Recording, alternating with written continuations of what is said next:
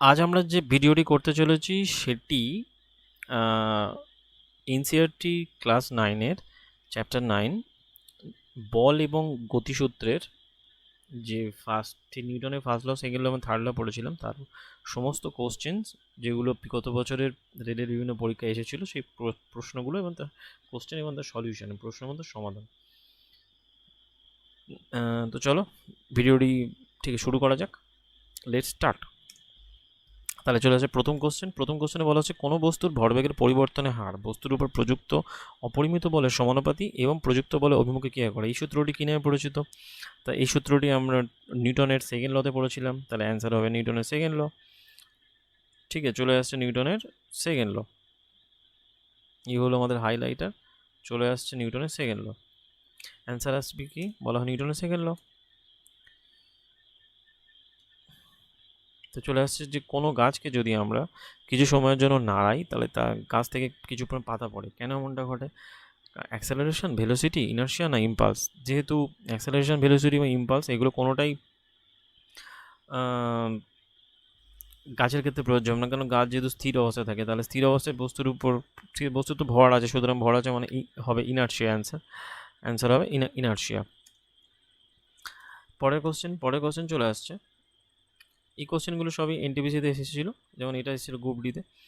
414 বলা হচ্ছে যে উদাহরণটি নিউটনের প্রথম গতিসূত্রকে বিবৃত করে। যখন আমরা সাইকেল প্যাডেল বন্ধ করি তখন ধীরে ধীরে তার গতি কমাতে থাকে।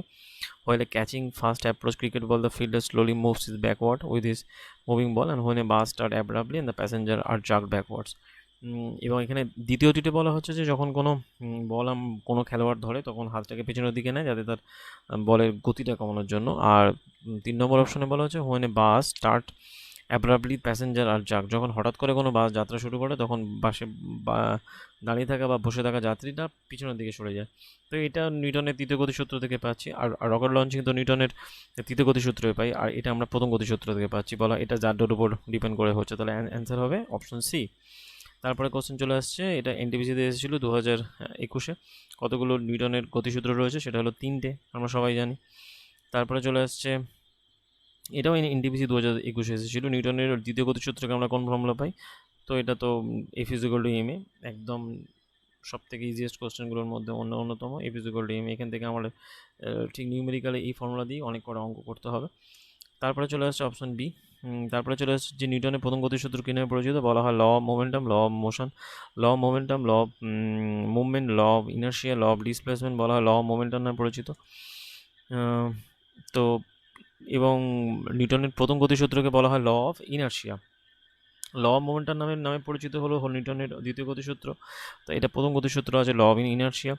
নিউটনের দ্বিতীয় গতিসূত্র কি সাথে সম্পর্কিত? প্রেশার, ইনার্শিয়া, থ্রাস্ট আর মোমেন্টাম। বলা নিউটনের তৃতীয় গতিসূত্র মোমেন্টামের সাথে সম্পর্কিত।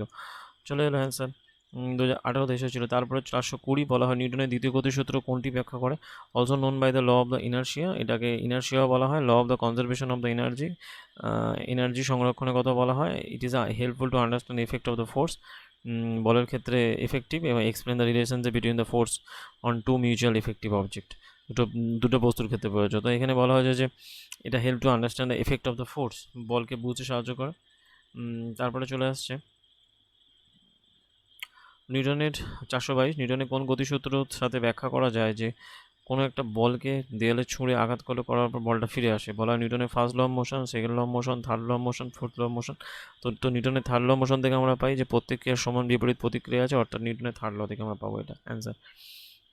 তারপরে কোশ্চেনের অ্যান্সার চলে আসছে যে কোনটা নিউটনের তৃতীয় গতিসূত্রর জন্য উপযুক্ত? The force applied on the same body, the force applied on the same body of the opposite direction, the force applied on the same body but opposite direction, আলাদা different body opposite direction, force dependent on the force. তাহলে এখানে আমরা পড়েছিলাম Newton third লতে যে প্রত্যেক কি মানে কোনো বস্তুর প্রযুক্ত বল তার বিপরীত বস্তুর ঠিক দুটো বস্তুর উপর ক্রিয়া করে, তো বিপরীত দিয়ে কাজ করে, সেক্ষেত্রে চলে আসে অপশন সি। তারপরে চলে আসছে, বলা হয় যে ভরবেগের পরিবর্তন হার কিসের সাথে সমানুপাতিক? ভরবেগের পরিবর্তন হার বস্তুর প্রযুক্ত বলের সাথে সমানুপাতিক। তাহলে অ্যান্সার চলে আসছে, আমাদের বাকিগুলো হবে না। অ্যান্সার চলে আসছে ফোর্স, অ্যাপ্লাইড ফোর্সের ক্ষেত্রে, তাহলে অপশন হবে বি। এটা 2018-তে এসেছিলো। তারপরে চলে আসছে 1 KG into 1 metre per second square কী বলা হয়? 1 নিউটন বলা হয়।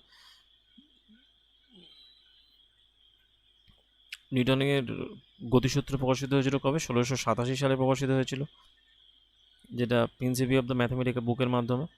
তারপরে কোশ্চেন চলে আসছে, কোনো খেলোয়াড় কোনো ক্রিকেট বল হাতে ক্যাচ নেওয়ার পর হাতকে ঘুরিয়ে নেয়, এটা because of nervous, because of help to the aim of the ball, he experienced the less force over a longer period of the time and given vigilance. তো এটা force over longer period of টাইমের জন্য কাজ করে, second লর উপর কাজ করে। এটা একটা বন্দুক থেকে গুলি ছড়ার পর বন্দুকের গতিশক্তি কীরূপ হবে?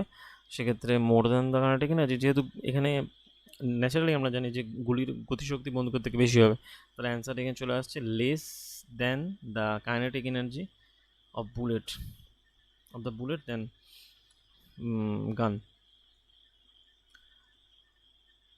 ভর এবং ত্বরণের গুণফলকে বলা হয় কি? বলা হয় ফোর্স, অপশন ডি। তারপরে কোশ্চেন 433 বলা হচ্ছে কোনো নিউটনের তৃতীয় গতিসূত্রে প্রকাশ করে কোনটা? রকেট লঞ্চিং ফার্স্ট অপশনেই হয়ে যায়, বাকিগুলো দেখার দরকার নেই, এক নম্বর হবে এটা।